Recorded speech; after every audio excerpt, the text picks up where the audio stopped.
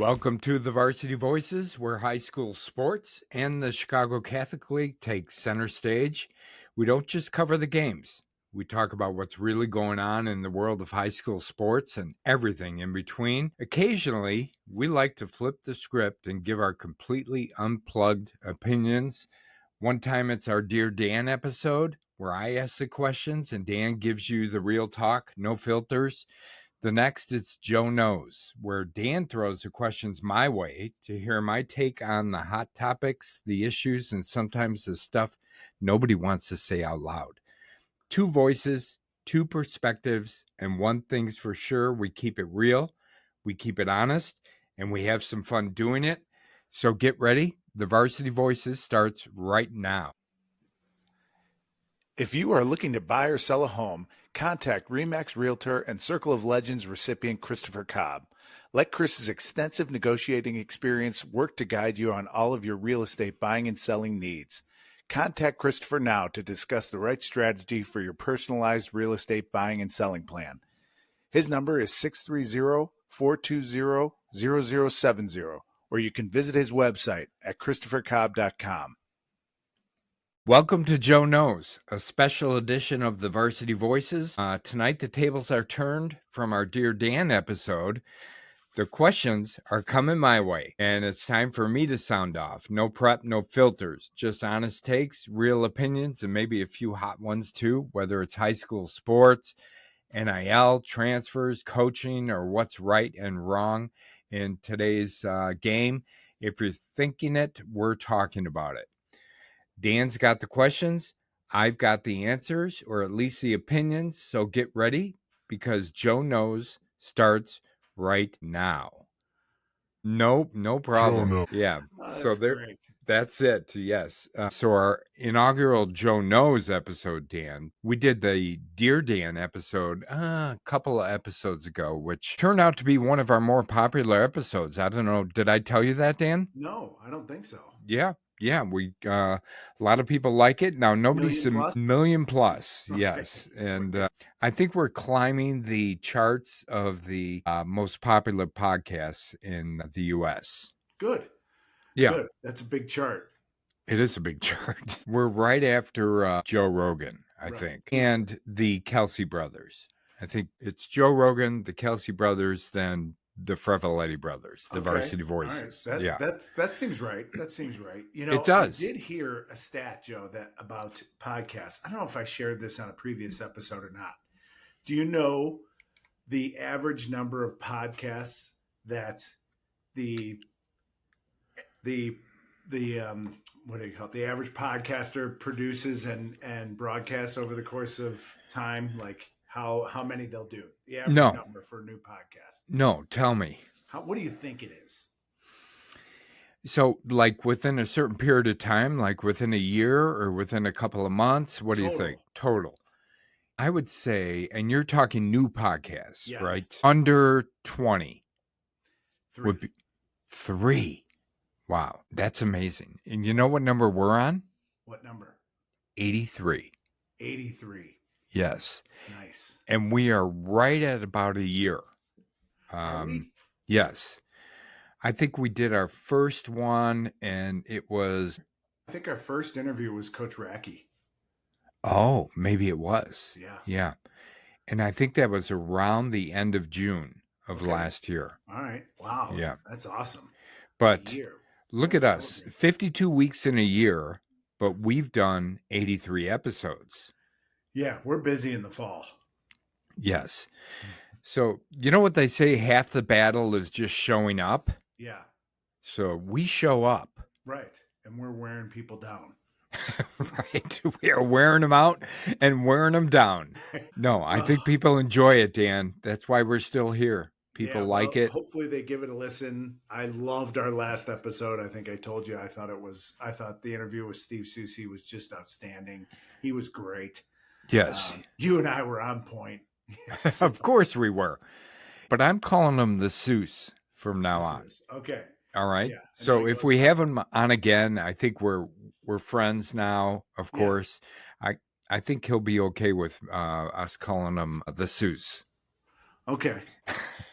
His X handle, or whatever you want to call it, is the Seuss. Yeah. Yeah. I So, think he does. I think when he is or goes with edgy, I think he's Steve the Susie. oh, okay. Yeah, All right. Good. yeah. Yeah. So, all right, are you ready? You've stalled long enough. I'm ready. All right. Do you need the drop in Yes. again? All right. Here we go. Joe knows. All All right. right. Question number one. Yeah. Hopefully, you've got some of these printouts or schedules in front of you. Give me a non-conference game that is not obvious, but you think will be a great game. That is a really good question because there's going to be a lot of good ones. Do I have to give it just one, or can I give you a couple? Maybe you can do a little countdown. All right. Top three or whatever you. I've got one Yeah. too that I could add to the All mix. right, good. So I'm interested in some of the new coaches, the new high profile coaches within the Chicago Catholic League. And I think one of the non-conference games that I think will be interesting to me, and that I think will be a barometer as to how this program is going to do throughout the year, is St. Viator and Robbie Gold, new head Okay. coach.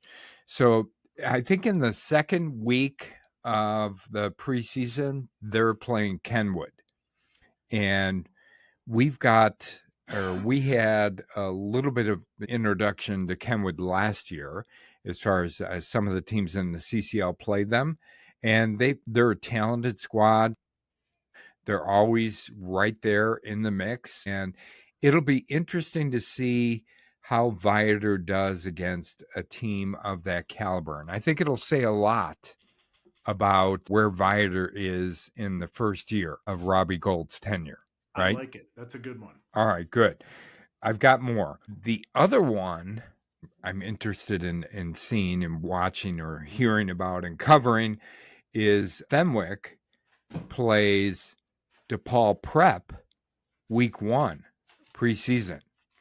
Again, another game. Now it's 2 CCL teams, but I think it's going to be telling as to where both of those teams are at right at the beginning of the year, and maybe telling as far as how they're going to do throughout the rest of the season. I'm interested to see Fenwick without Nate Marshall, without Yes. Jack Paris. I mean, Yeah. they've still got Tommy Thies, right? And interested to see DePaul Prep without their quarterback and their running back, although they've got some players coming back too. So that's another one that I like and I'm looking forward to. Another DePaul Prep game, their second preseason game is against St. Ignatius. Yeah. And you remember when we interviewed Coach Passarella Oh yeah. and we asked him about rivalry? Yeah. And he mentioned St. Ignatius, right? And we Yes. said, are you ever going to schedule that game? And when we interviewed Matt Miller from St. Ignatius, he was kind of, we might not. Depends what our schedule is. But Coach Passarella really seemed to be into it, and his players were into it as well. And that's another game that I think will be really, really kind of fun and a Yeah. barometer as well. See Yeah. For where they're both at. teams. Yeah. Yeah. And I that's the one I claim we spoke into existence. Yes, for Yes. sure. I think we Yes. did. Yeah, I thought of that exactly when you asked this question. So, and then one more. I got one more. So, Providence in week 1 plays Wheaton Academy, which, Wheaton Academy had a great season last year, right? Yeah. Providence, always a good program. They didn't make the playoffs last year. Wheaton Academy had a great run. Another preseason game that I think will be a barometer as to where Providence is at as far as in their continued development as a program. Playing probably a really good team in Wheaton Academy, who lost to St. Lawrence last year in the playoffs. But, that's another game I'm looking at that I really like. Yeah. Yeah, that's a good one. The one I will add to that, Yeah. and I think it's probably along the same lines as your first one. I would like to see what do I have here? I have St. Pat's at Yorkville.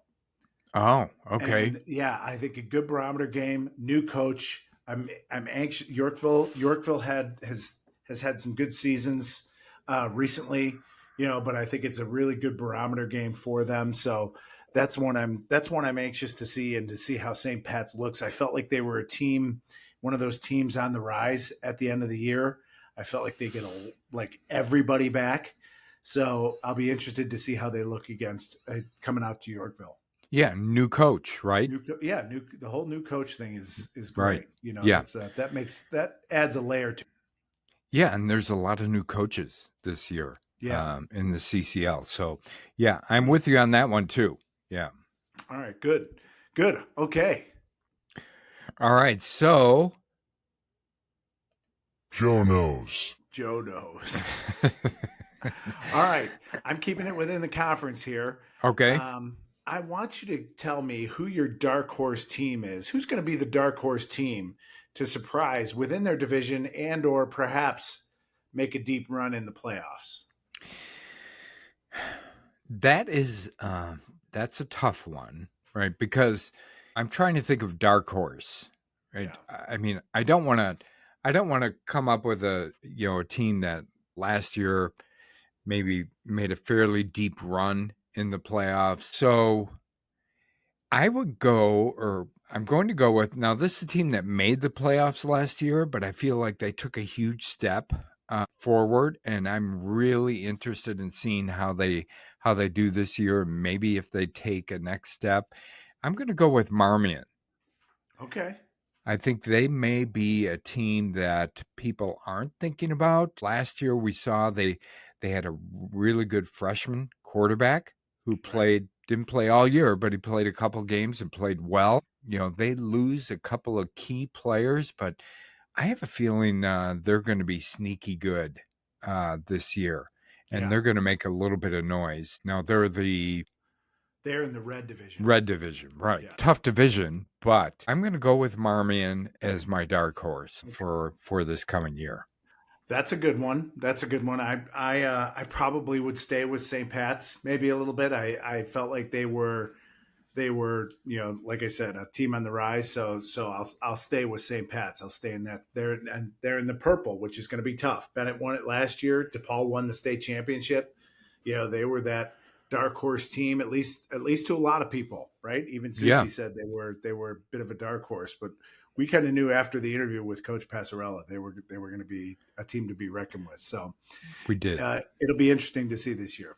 Okay, It keeping will. it keeping it Wait. in the conference. Joe Oh, sorry, knows. Joe knows. All right, there we go. There Now we I'm go. ready. Come Now on. you're ready. Bring Okay, it on. Yeah. what Catholic League field stadium do you want to make sure you see this year? This year. All right. So I'm going to admit something that I haven't been to a ton of them, Yeah. although I've been to a fair amount. And there's a couple of venues or stadiums that I think are fun to watch games at. I mean, last year I went to Montini, and I would classify that as kind of an old school high school environment, which was awesome. They had the flyover, they had fireworks, they had horses out on Yeah, the field. they had I it mean, all. it was an amazing experience to Yes. watch it. And we also, with our Zuko's Dog of the Week presentations, we got to go out to a couple of stadiums. I liked Naz. I liked St. Rita. I liked Marist. I liked St. Francis. But the one that I want to see and that I want to go to, and I've only seen this, I've never been there, and I've only seen pictures of the stadium and some of the highlights that we watched last year, or some of the games that we watched last year, but it's St. Ignatius. I want Oh to go yeah. there. I want to see that field. I mean, from the pictures, and maybe you can tell me if you've been there, but Yeah. from the pictures, I love the way it looks. You can see the skyline from the Amazing. stadium.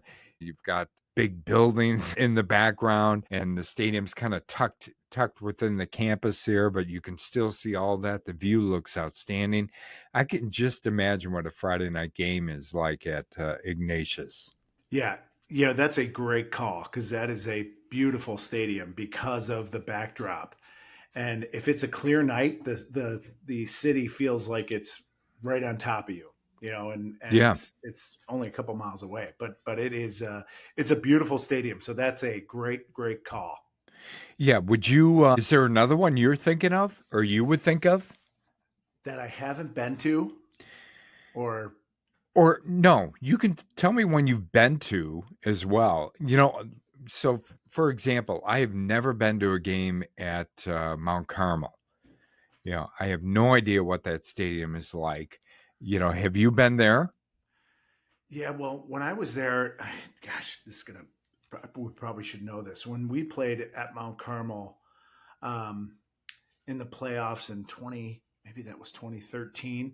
That was we played at a another field, like a city field. Oh, okay. I don't know if it. I can't remember the name of the stadium. It's one everyone knows, but it's just escaping me right now where they play. So I think they may have changed that, but that's a really good call. Somewhere I've never been that I'd like to go is Brother Rice, Oh, and I yeah. haven't been to a game there. There are stadiums I love. I've always loved Notre Dame.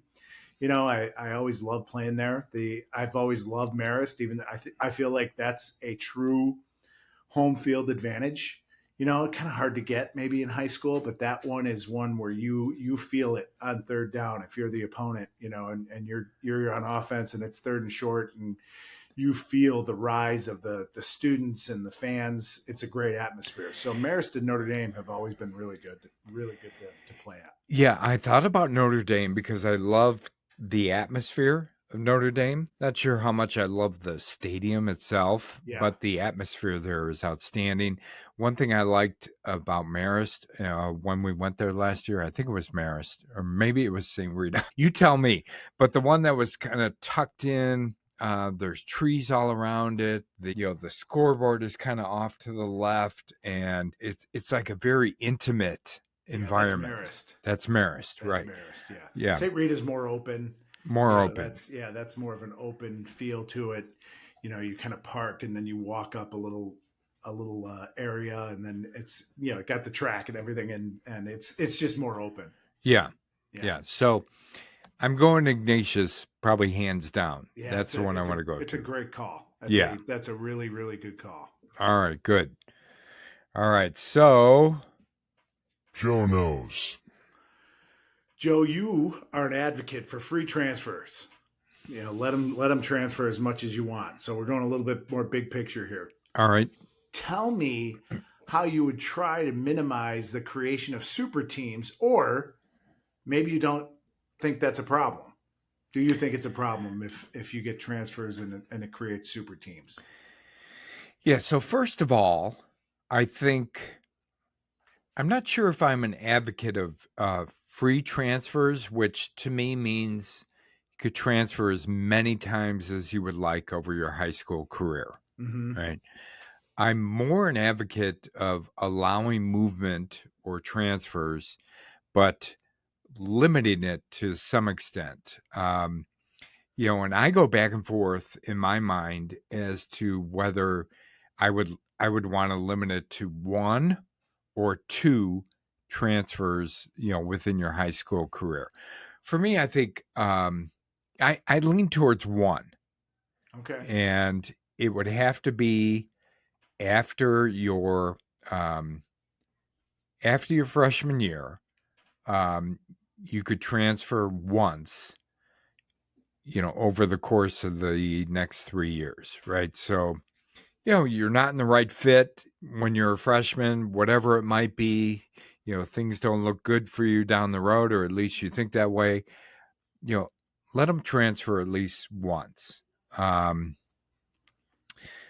and I know other states are doing the unlimited transfers, which, I think that's where you end up creating those super teams. Now, not to say that if you allow one transfer, that it wouldn't create some super teams as well, because it would. But from my perspective, I that doesn't bother me all that much. Yeah. Go ahead, let kids transfer at least once. You create some super teams, so be it, in my opinion. Right. Or the other thing, like you and I have talked about several times, is that if you start with the transfer rule and let kids transfer at least once, put some guardrails around it, and then you see what that does to the high school football or high school sports environment. If it really creates these super teams or whatever and it gets kind of out of control from that aspect and the competition level is way out of balance, then you adjust. I think that's got to be the approach for high school sports and high school football as well. You've got to allow some kind of movement, and then you've got to see what that does to the sport, and then maybe do some additional adjustments after that. That's kind of the way I feel about it. It's not a one and done thing. It should be something which you continue to tweak and adjust as you go forward based on the results you're getting. Okay. All right, that's good. That's good. That's a little more aligned with kind of how I feel about it too. Yeah. I do. I've always thought it's good to make players kind of and families jump through some hoops. Yeah, you better really want to transfer. Right. But I think I'm okay in this day and age. I do like that. I'm a freshman. It's not a fit athletically, academically, socially. I transferred. And so that to me makes sense. And I don't know how many would transfer, would know enough after their freshman year to make a super team. You might get some of those junior transfers that kids can. It's just like free agency in the NBA.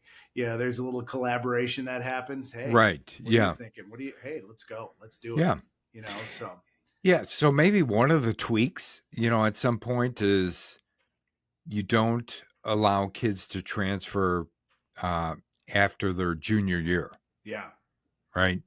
And we see that happening now. right. Kids, Yes, like, oh, my senior year is coming up. I'm going to transfer to a school that I know is going to be competing for a state championship, and I want to be on it. right.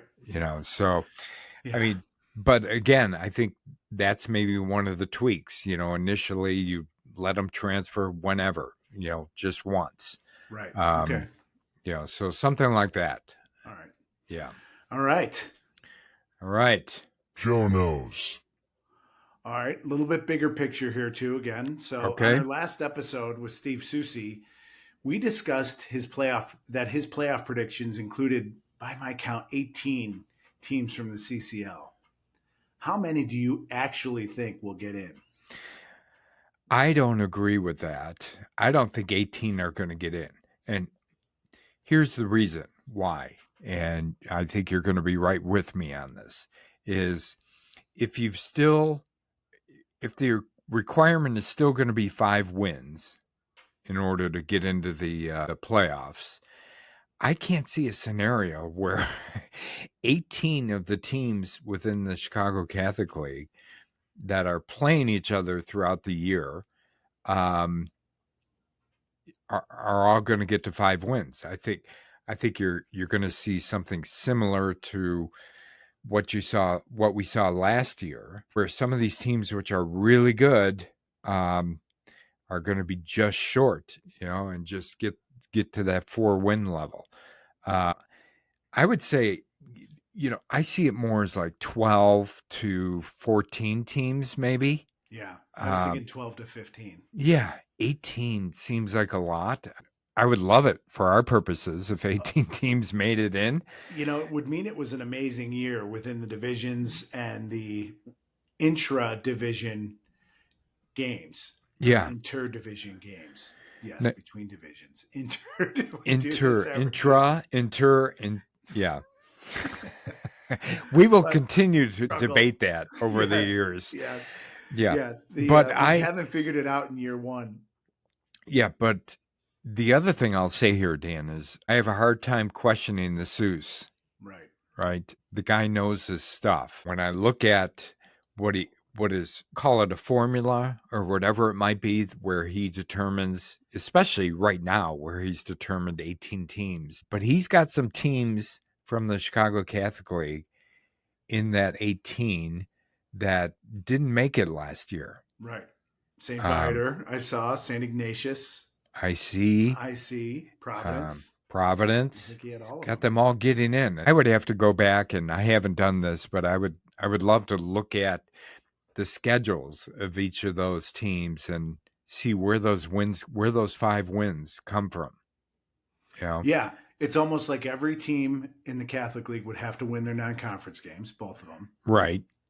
They'd have to win one or two in their division and then in the crossover play as well. Right. Yeah. And some of the teams, I'm sure you've seen this, if you look at the schedules for some of the Chicago Catholic League teams, their non-conference games are against Chicago Catholic League teams. Right. I mean, they haven't scheduled, outside of it. They're scheduling some team in the Chicago Catholic League that they don't play in the regular season. So that doesn't do you many favors. No. Right? No, absolutely not. Yeah. So I don't know. We'll see, but I'm thinking more along the lines of 12, 14, something like that. Okay. Yeah. All right. Yep. We're on the same page there. That's for sure. All right. Good. All right. Joe knows. All right. As Zuko is walking around behind me, here's a Zuko theme question for you. Okay. Last year, Zuko's all-dog team group of wide receivers included, and this was nominees as well. This may not have been the final list, but Zach Washington, Dario Milivojevic, Luke Doyle, Quentin Burrell, Trenton Walker, Jake Sestone, and Matt Osterman, all juniors, right? Okay. Do we even need to play the season to have a change in this group, or will this group of now seniors dominate and squeeze out anyone else who tries to get in that wide receiver class? I think, and we've mentioned this in some of our episodes, the wide receiver group within the Chicago Catholic League it's been outstanding. I think this coming year it's going to be unbelievable. I think that's going to be the position within the Chicago Catholic League that people are talking about. And you just mentioned all the names of guys who are pegged to have great seasons, right? Really talented. And I think there's the possibility that there's going to be some other ones not on your list, or the ones you just mentioned, that have the ability to kind of break into that group. And I'll give you a couple names. All right. All right. So you've got, and you're not going to disagree with any of these, I don't think. So you've got Walter Jones. Right. From St. Rita. Don't disagree. Had an outstanding season last year. We could only put so many players on our all-dog team, or Zuko's Dog of the Year, or what did we call it? Zuko's all-dog team. Zuko's all-dog team. Yeah. We could only put so many. Walter Jones was probably right there on the cusp of putting him on that team, right? If we had enough positions for him or enough slots. I think he's going to have another outstanding year. I think he's got a chance to break into that group, right? So I think as we go through this, it's going to put a little pressure on those guys you mentioned, right? Yeah. They've got to step up and they've got to take that next step, actually, in order to stay on our Zuko's all-dog team, right? So you've got Walter Jones, for one, from St. Rita. I've got Marshawn Thornton. Right. From Mount Carmel. Yeah. Yes. He's only going to be a sophomore. Unbelievable talent. He's picked up Power 4 offers already.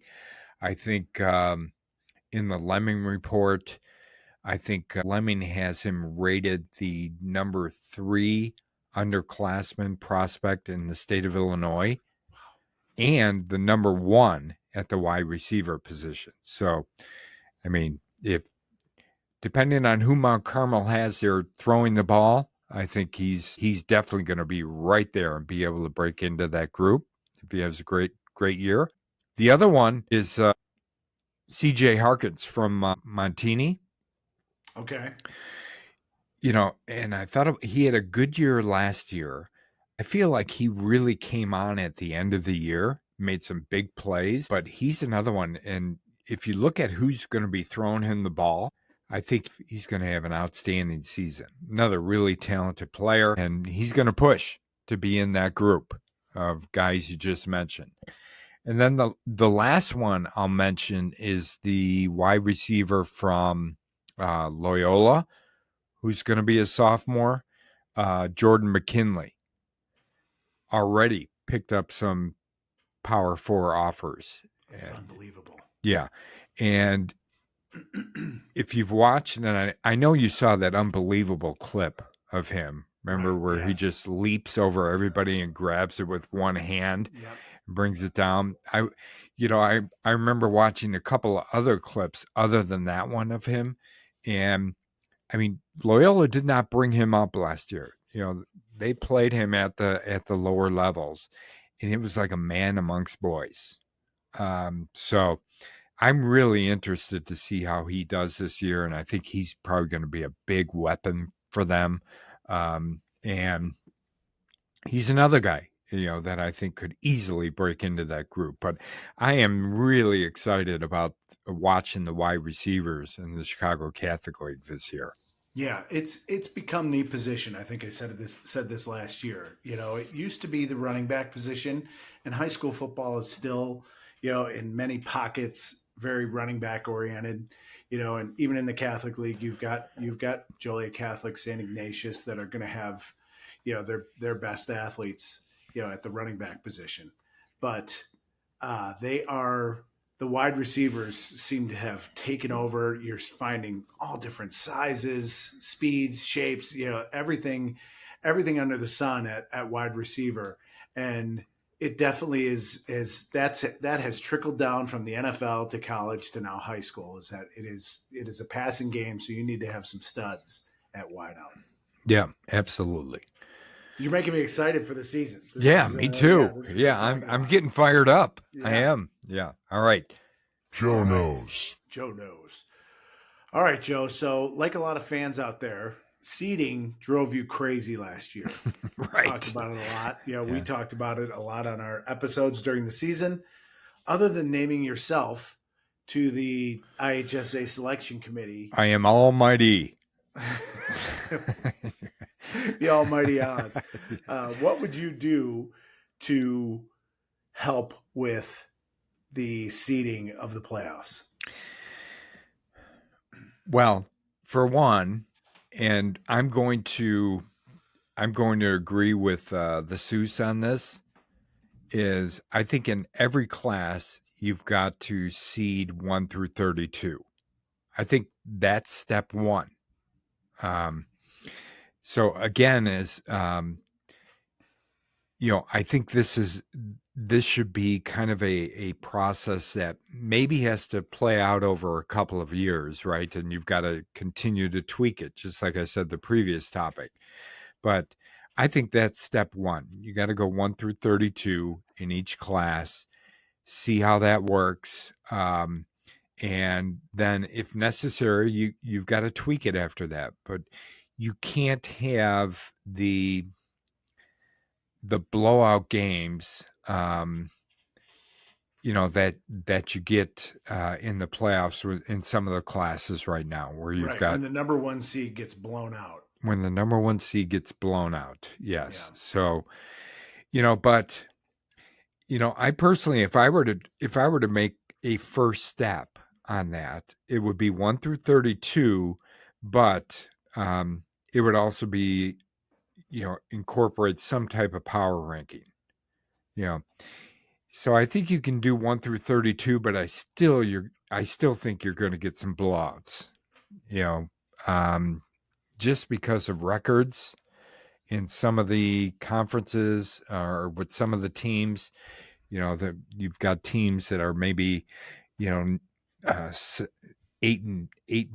or 8-1 or something like that, and from a power ranking standpoint, there's no way they should be playing, some of these other teams. So I think, you can do that as a tweak, an initial tweak, an initial step one, but I think doing that, but also doing it with a power ranking associated with it, I think that should be step one.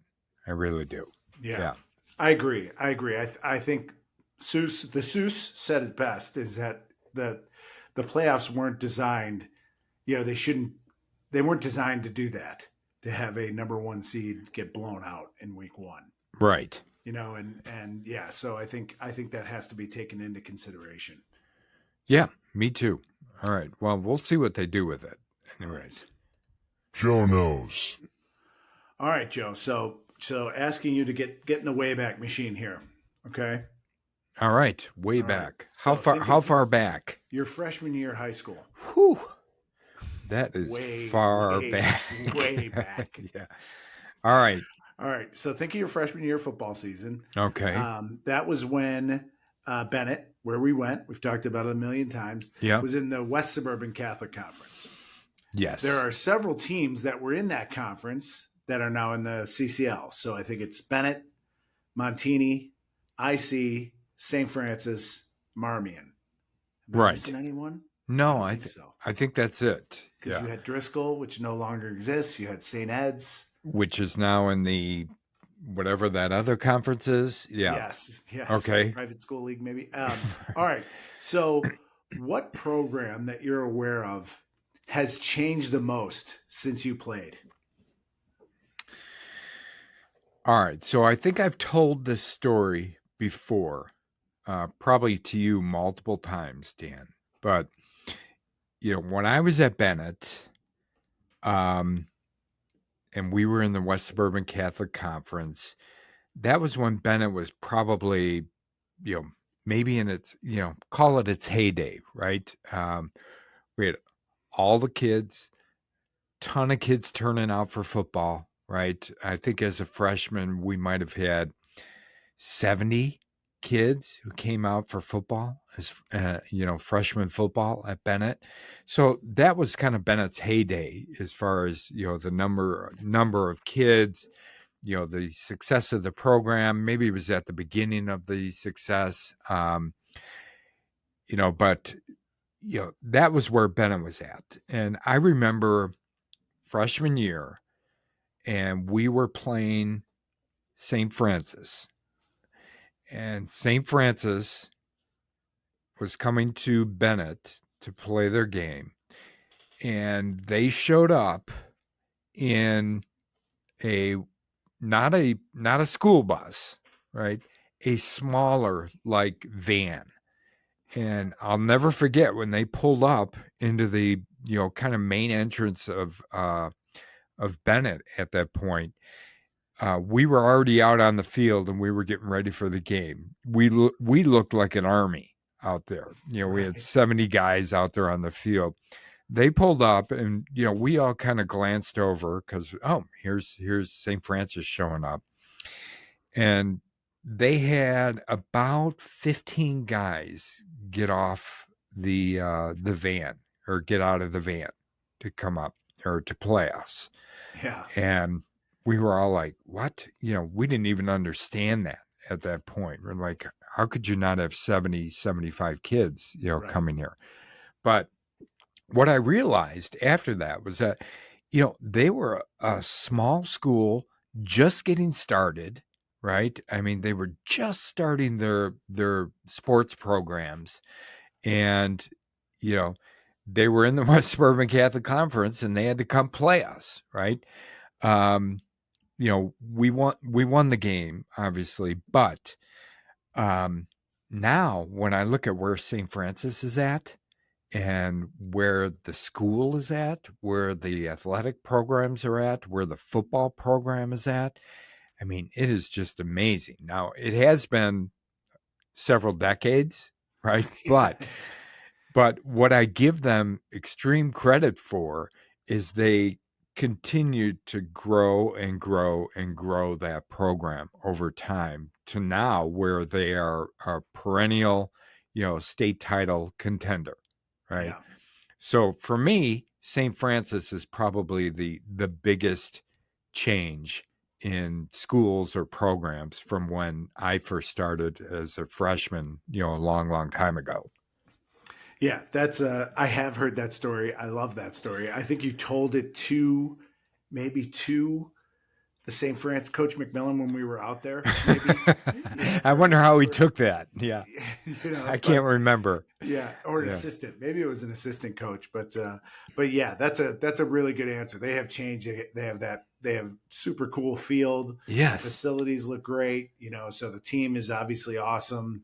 So that's a good answer. That's a good answer. If you really think about it, and maybe it rile some of the other coaches up that that used to play in the West Suburban Catholic Conference, but St. Francis over the course of time has caught up and then surpassed, Yeah. right? Whether it's their sports programs, whether it's their stadium, and whether it's their performance, on the field. So I give them a lot of kudos for how far they've come, over the course of time. So, All right, that is a good one. all Okay, right, so along those same Joe lines, so knows. you've riled up some of the coaches already. I'm gonna all right, push it over the edge. all right, good. So you can go back to you got to go 1 year further back. So eighth grade, Okay, and you can choose any program to play in, but the time is now, right? So does that make sense? So you're an eighth grader today, okay, okay, all right, and you can't choose Bennett. All right, all so right, don't want to make it easy. So the Bennett people can't be mad because I didn't give that option to you. okay, But kids are traveling now to go play sports and to go to school. If you could choose today, and again, you can't choose Bennett. okay. If you could choose today, what program do you think fits you as far as where you would want to be a player? And distance doesn't matter, I'm right? going to let you choose that. Yeah. Can I split this up into two answers? No. Yeah, Yes, of because course. all Yes. right, because you know, originally, like when I was going to Bennett, first of all, I think, and you may agree with this, I think one of the best decisions our parents ever made was to send us to Bennett, Oh yeah. right? Yep. Hands down, I think. But if I were to, I think about when I was in eighth grade, it was probably after I was a freshman, though, at Bennett.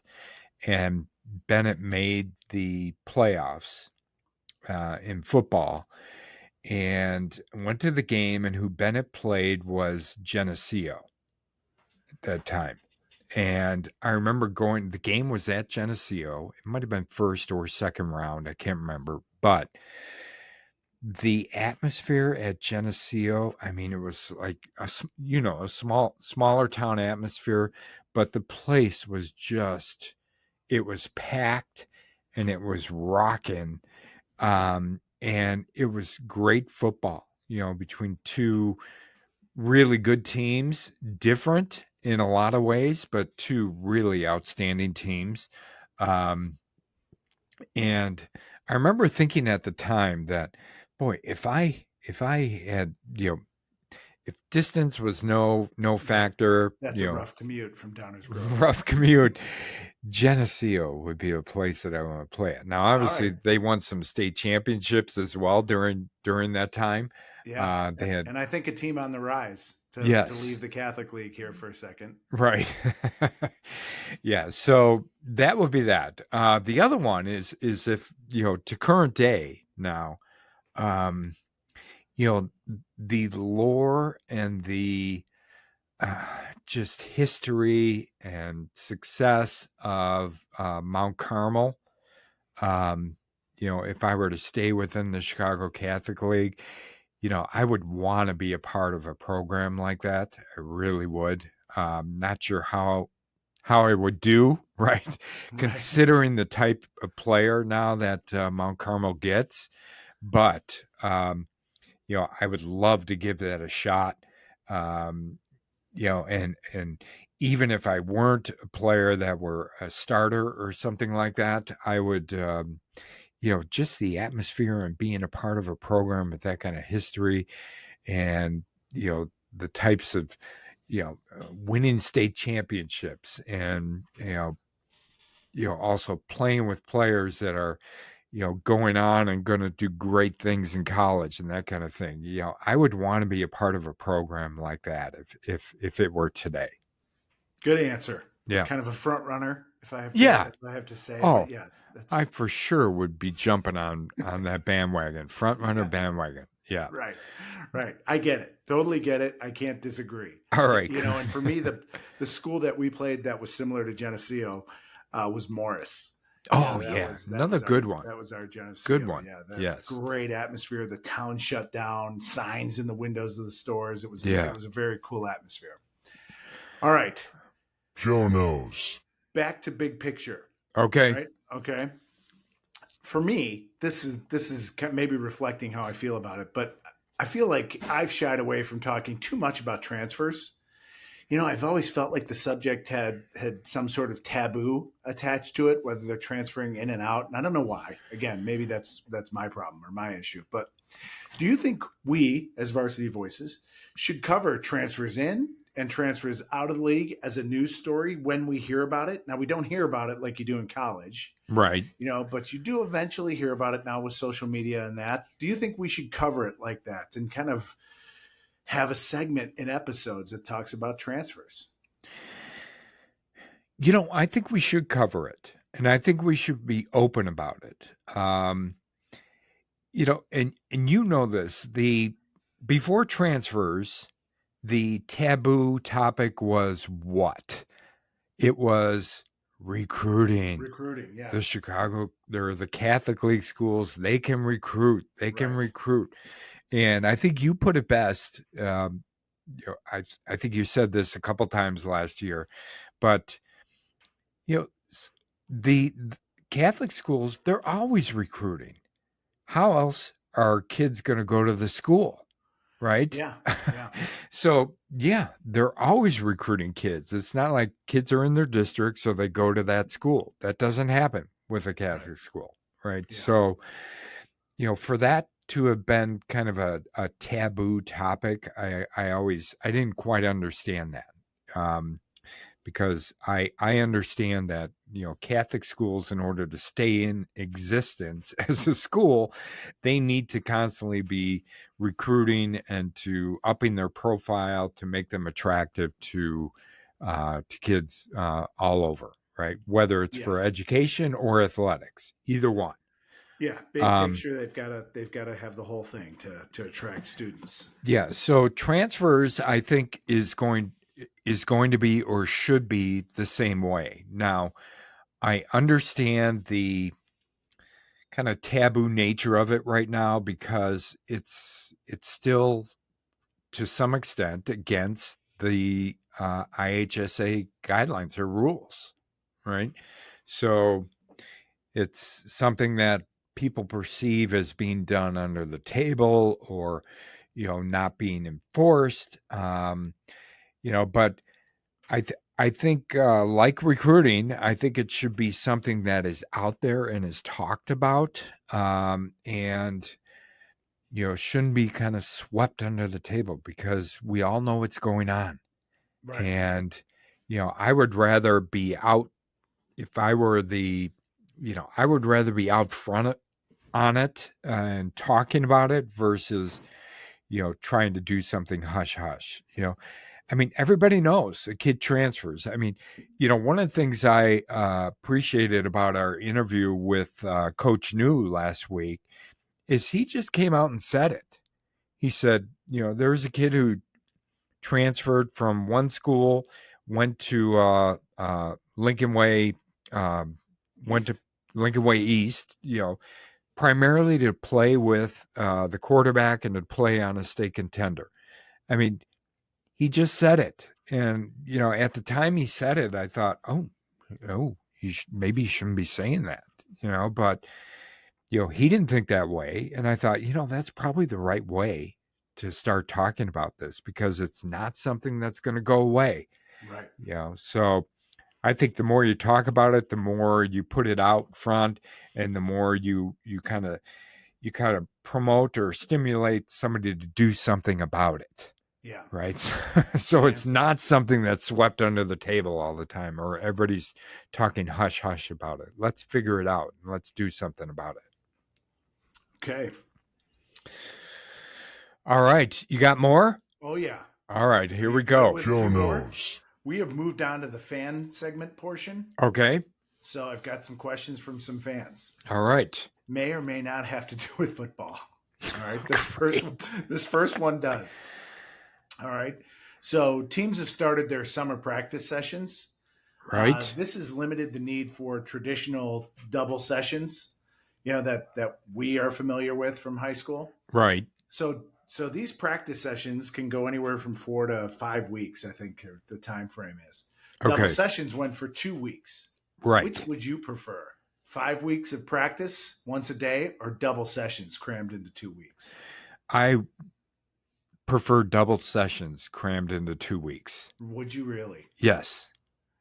I mean, I hated doubles. I hated them too. I hated them more in college, though.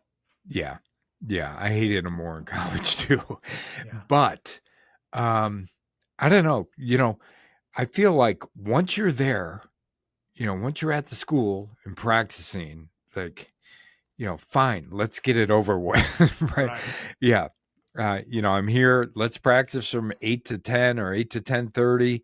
Let's take an hour break, and we'll all eat something and drink something, and then let's go from 12:30 to 2. Something like that, and let's get it over with in 2 weeks. All right. Yeah. Now, Okay. one Oh, thing go ahead. I'm sorry. Go ahead. I would be interested to hear your perspective on what do you think would be more productive from a coaching standpoint. Do you think the 4 to 5 weeks of one practice a day, or doubles for 2 weeks? More productive is probably how the way they do it now. Yeah. Yeah. I Okay. remember doing punt team at the end of practice 2 and being like, I couldn't jog, I couldn't run anymore, or feeling like I was saving myself for that second conditioning, knowing Right. that was right around the corner. I think it's more productive now. They give them time. There's time to meet. The film is such a big thing now, filming practice and reviewing that. Right. So I think it's more productive the way they do it now. Okay.